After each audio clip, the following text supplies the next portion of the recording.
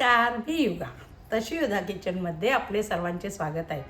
आज बुधवार आणि बुधवार म्हटलं की मच्छीचा वार. मच्छी म्हणजे आपण नेहमी फ्राय करतो, करी करतो, विविध प्रकार केले जातात. त्यातलाच आज मी तिखल्याचा प्रकार दाखवणार आहे. मला माझ्या बरेच रिलेटिव्हनी सांगितलेलं तू तिखलं दाखव. त्यांच्या याला मान देऊन मी आज पापलेट तिखलं कसं करतात. तुम्ही कोणतीही मच्छी तिखल्याला घेऊ शकता. वाटण आणि त्याची करण्याची कृती तीच, फक्त मच्छी तुमच्या आवडीने. चला तर मग बघूया पापलेट तिखलं कसं. तर मी पापलेट आणले, ते आणल्यावर मीठ चोळून स्वच्छ धुवून घेतले. धुतल्यानंतर त्याला आधी मॅरिनेशन म्हणजे थोडी हळद,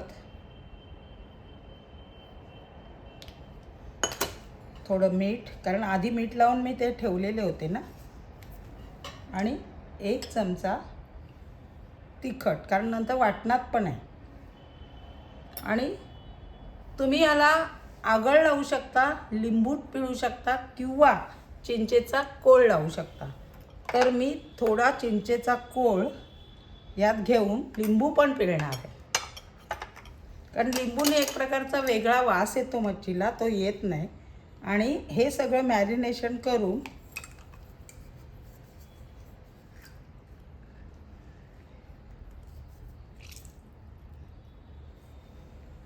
आता हे मी छानपैकी मच्छीला चोळून घेणार आणि मग आपल्याला तिखल्याचं वाटण करायचं. मॅरिनेशन केलं हे साईडला ठेवते मोरेपर्यंत, तर पण आपण ह्याचं वाटण करणार आहोत. त्यासाठी काय घेतलं ते मी दाखवते. साहित्य दाखवते सगळं. वाटणासाठी हा ओला नारळ घेतला आहे मी थोडा. याला एक आहे, तिखल्यात पाणी पातळ जास्त करायचं नसतं, त्याच्या अंगालगतच त्याचं वाटण असतं. तर मी ही अर्धी वाटी खोबरं घेतलं आहे, थोडे लसणाच्या 10-12 पाकळ्या, हळद आणि अर्धा कांदा, धने भिजवलेत, 1 चमचा चिंचेचा कोळ त्यात घालणार आणि मिरच्या भिजवल्या. तर हे वाटण आता घेताना सर्वप्रथम ह्या भिजवलेल्या मिरच्या खाली ठेवल्या, त्याच्यावर हे धने भिजवलेले,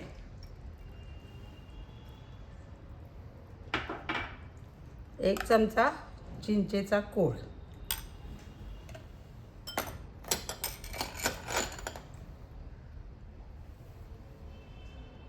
आणि यातच हा कांदा. मिक्सरचं भांडं छोटं असेल तर खोबरं बिबरं तुम्ही नंतर वाटू शकता.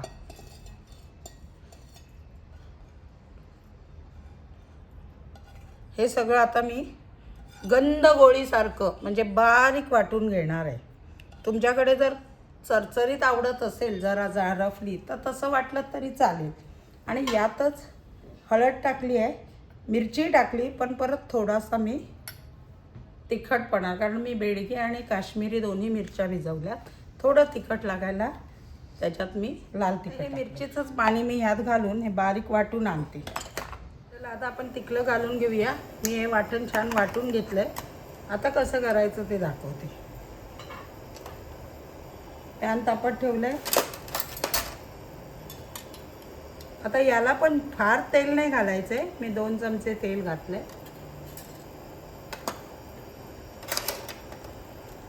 आणि हे तेल तापलं की ह्यात लसूण, कढीपत्ता आणि थोडासा कांदा फोडणीला घालायचा आहे. म्हणजे अर्धा मी वाटणात घेतला आहे आणि अर्धा मी ह्यात फोडणीला घेतला. आणि हे छान कांदा खूप असं जाळायचं नाही, पण जरा तेलाचा वास जाईपर्यंत परतायचं आहे.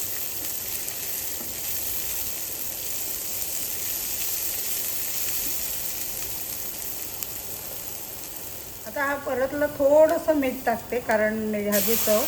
आणि आता ह्या तिखल्यात आपल्याला जेवढे करायचे तेवढ्या प्रमाणातच वाटण घालायचं आहे.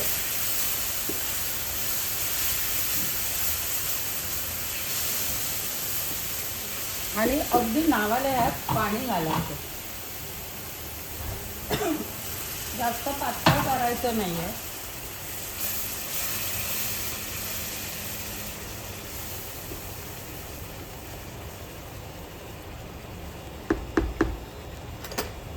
आता हेच भाजत असताना मी 2 ह्याचे तिखले करणार आहे आणि 2 संध्याकाळी मी तळणार आहे, म्हणजे मच्छी फ्रायसारखे. 2 मी ठेवून दिलेत मला, त्यामुळे एवढा अर्धा मसाला पुरे झाला. अर्धा मसाला त्याची मी बांगडा करी करेन. बांगडा करीला हेच वाटण असतं, फक्त त्याच्यात ॲडिशनल म्हणजे त्रिफळा भिजवायचा, 4-5 दाणे त्रिफळाची, आणि ते त्यात घातले की बांगडा चविष्ट लागतो. आता त्यात मच्छी छान फ्राय होऊन द्यायची 2-3 मिनिटं. असं मच्छी भाजताना त्या मच्छीवरच हा मसाला असा लावून घ्यायचा आहे आणि मग एक साईड जरा कडक झाली की त्याला हलगत दुसऱ्या साईडने भाजून घ्यायचं.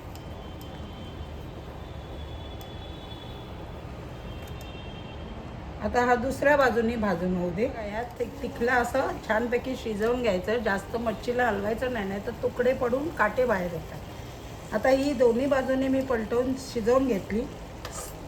कशी करायची ते दाखवेल मी तुम्हाला. त्याच्यावर हा असा मसाला लावायचा छान त्याचा. कोथिंबीर अशी टाकायची आणि अजून 1 ते 2 मिनटं त्याला असं शिजवून सर्व करायचं. आपली झालं तिखलं. असं बांगड्याचं तिखलं काढायचं, त्याच्यावर असा मसाला टाकायचा, कांदा लिंबू देऊन अशा पद्धतीने ते सर्व करायचं.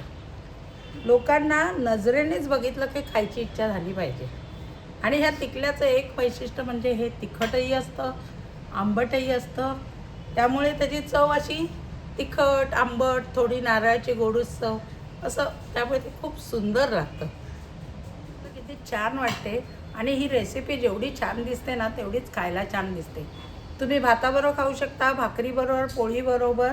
कशी मच्छी अशी आहे ना गोष्ट, ती कधी तळलेली छान वाटते, कधी अशी मसालादार चांगली वाटते, कधी आमटीतली छान वाटते.